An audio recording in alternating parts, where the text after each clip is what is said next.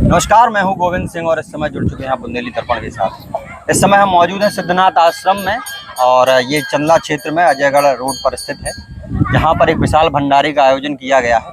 यहां पर 18 पुराण विष्णु महायज्ञ जैसे करवाए गए थे और यहां पे हम आप इस समय मौजूद हैं सिद्धनाथ आश्रम में। आप दर्शन कीजिए सिद्धनाथ बाबा के मंदिर का।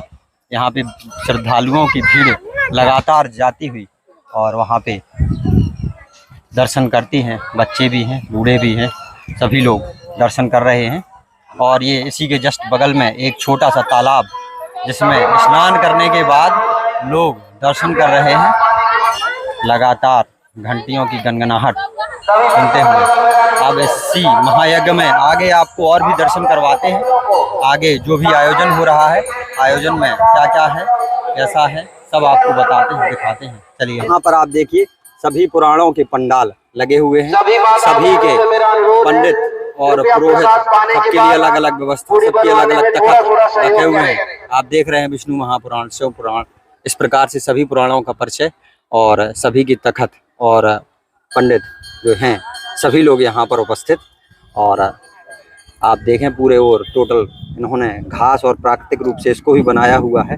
सभी में घट की स्थापना और नीचे जवारों का रोपण, और इसी तरह हम चलेंगे। सभी में ऊपर ध्वजा भी लगाई गई है और भक्तगण यहाँ भी आ रहे हैं, दर्शन कर रहे हैं। इसी के साथ आगे बढ़ते हैं और आगे के दर्शन भी आपको करवाएंगे। आप देखेंगे महायज्ञ में विशाल यज्ञशाला बनी हुई है, जो पूर्णतः प्राकृतिक रूप से बनाई गई है। बांस और घास का इस्तेमाल, बढ़िया रंग रोगन, पूर्णतः प्राकृतिक। और चारों ओर कलश एवं आसपास केले के पत्तों द्वारा इसकी सजावट। दर्शनार्थी यहाँ पे आ रहे हैं लगातार और अंदर भी आप दर्शन करेंगे।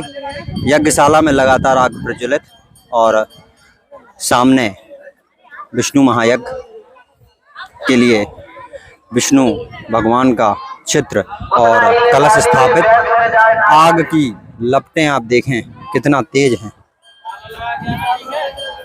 और इसी के साथ हम आगे का विजुअल भी आपको दिखाते हैं।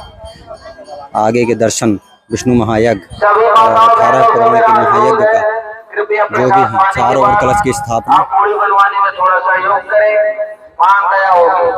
और चारों ओर टोटल पूर्णतः प्राकृतिक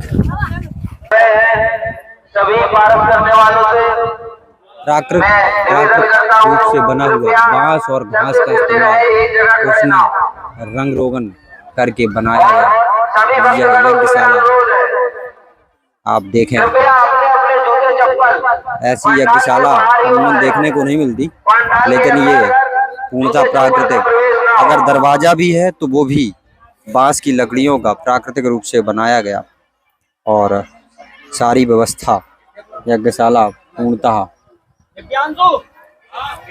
प्रकृति का परिचय देते हुए।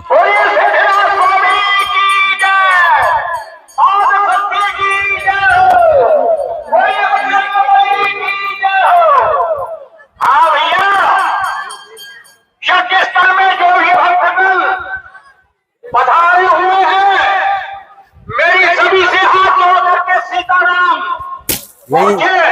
आयोजन और मातृ शक्ति का सहयोग ना हो, ऐसा कहाँ हो सकता है। ये देखिए मातृ शक्ति का पूर्णतः सहयोग और वो अपने कार्य में लगी हुई। और पूड़ियों का बेलन लगातार चल रहा है, पूड़ियाँ लगातार बन रही हैं और जगह जगह कुछ विश्राम कर रही हैं, कुछ पूड़ियों में लगी हुई हैं। और जहाँ माताएं जुड़ी हो वहाँ गपशप ना हो, ऐसा कहाँ हो सकता है। आगे देखिए आप कढ़ाई में लगातार दो बाबा बुजुर्ग व्यक्ति अपना सहयोग दे रहे हैं पूड़ियों को निकालने में। और ये बड़ी बड़ी चूल्हे जिन पर कढ़ाई, बहुत विशाल कढ़ाई और बड़ी बड़ी पूड़ियाँ, इसको कहते हैं प्रसाद। विष्णु महापुराण और भागवत कथा के बाद भंडारण, जिसमें पुरुष मंडल अलग बैठा हुआ है। महिला मंडल के लिए आप देखें वहाँ पे अलग से पंडाल लगाया गया है और पुरुष मंडल लगातार यहाँ पे परसने वाले और खाने वाले लगातार संख्या चली आ रही है। इसको पुरुष मंडल लगातार यहाँ पे भोजन की ओर, और ये टोटल यहाँ पे किसी भी प्रकार के प्लास्टिक का इस्तेमाल नहीं, पत्तल प्राकृतिक रूप से कमल के पत्ते की बनाई गई है, जिसमें रस भी हो रही है, और उसको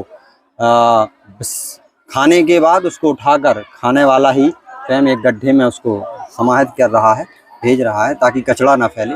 स्वच्छता का, सफाई का पूर्णतः ध्यान दिया गया है, और किसी भी प्रकार का प्रदूषण ना हो इसके लिए प्लास्टिक का इस्तेमाल नहीं किया गया। बहुत ही अच्छी बात है यहाँ। साथियों, आप देख रहे हैं दिव्य और भव्य यज्ञशाला, विशाल यज्ञशाला श्री विष्णु महापुराण।